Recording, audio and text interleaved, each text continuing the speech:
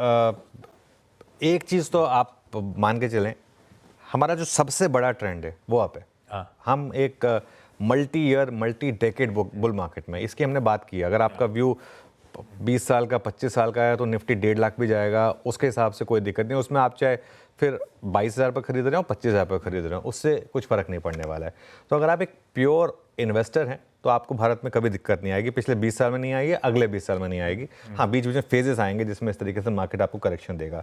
दूसरी चीज़, अगर आपका पोर्टफोलियो डिवर्सिफाइड है, अगेन कोई दिक्कत नहीं है, क्योंकि अगर डिवर्सिफाइड आपका पोर्टफोलियो है आशीष, तो फिर आप कुछ स्टॉक्स आपको ऑब्वियसली तंग करेंगे, लेकिन मैक्सिमम स्टॉक्स क्योंकि अब ऑल टाइम हाई पर है, उसके करीब है, तो इसके लिए वो आपको बेसिकली बचा लेंगे।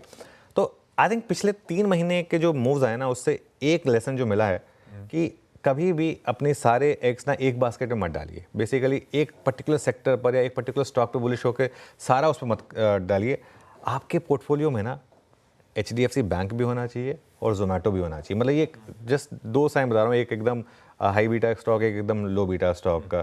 पोर्टफोलियो में इन्फोसिस भी होना चाहिए, पोर्टफोलियो में हेल भी होना चाहिए। तो उससे होता क्या है, कुछ फेजेस आएंगे जिसमें मार्केट कुछ स्टॉक्स में दिक्कत देगा, कुछ स्टॉक्स में आपको पैसा बना के देगा। लेकिन अगर आपका पोर्टफोलियो डिवर्सिफाइड होगा तो आप ओवरऑल बड़ा पैसा बनाएंगे इस समय इस भारतीय मार्केट में। ट्रेडर के लिए स्क्रीन से बड़ा और कोई कुछ नहीं होना चाहिए। स्क्रीन जो चीख चीख के कह रही है, आपको वो करना है।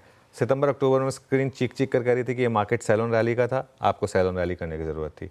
नवंबर के सेकंड हाफ और दिसंबर के फर्स्ट हाफ से स्क्रीन आपको चिल्ला चिल्ला के बोल रही है कि अब मार्केट बाय ऑन डिप्स बन चुका है, तो अब आप बाय ऑन डिप्स करिए। ये टेक्सचर अगर फिर बदल गया, वापस सेल ऑन रैली पर चला गया, तो वापस सेल ऑन रैली करिए। तो जब स्क्रीन बोले खरीदो तो खरीदो, जब स्क्रीन बोले बेचो तो बेचो, सिंपल। अच्छा, ट्रेडर्स को ना एक और चीज़ समझने की ज़रूरत है। मार्केट्स में ना हमारे फेजेस होते हैं, एक होती है कॉन्ट्रैक्टिंग मार्केट, एक होती है ट्रेंडिंग मार्केट। अब पिछले 2-3 दिन से अब हम कॉन्ट्रैक्टिंग मार्केट में, उससे पहले हम एक ट्रेंडिंग मार्केट में थे। कॉन्ट्रैक्टिंग मार्केट में आपका व्यू होना चाहिए छोटा मुनाफा और छोटा लॉस। कॉन्ट्रैक्टिंग मार्केट मतलब रेंज देगी, सिमट रही है, थोड़ी सी धीरे धीरे सिमट रही है। ऐसी मार्केट में आपका व्यू होना चाहिए छोटा मुनाफा और छोटा लॉस। एक्सपैंडिंग मार्केट जो कि सितंबर अक्टूबर में डाउन साइड पर थी और अक्टूबर नवंबर और दिसंबर के फर्स्ट हाफ में जो अप साइड पर थी, वहाँ आपका व्यू होना चाहिए बड़ा मुनाफा और छोटा लॉस। बड़ा मुनाफा और बड़ा लॉस नहीं, वहाँ पर भी बड़ा मुनाफा और छोटा लॉस। स्टॉप लॉस फिर भी आपका वहाँ पर टाइट होना चाहिए। बड़े लॉस को सिस्टम से ख़त्म कर दीजिए। इस मार्केट में टिका वो जिसने सितंबर अक्टूबर में बड़ा लॉस नहीं किया।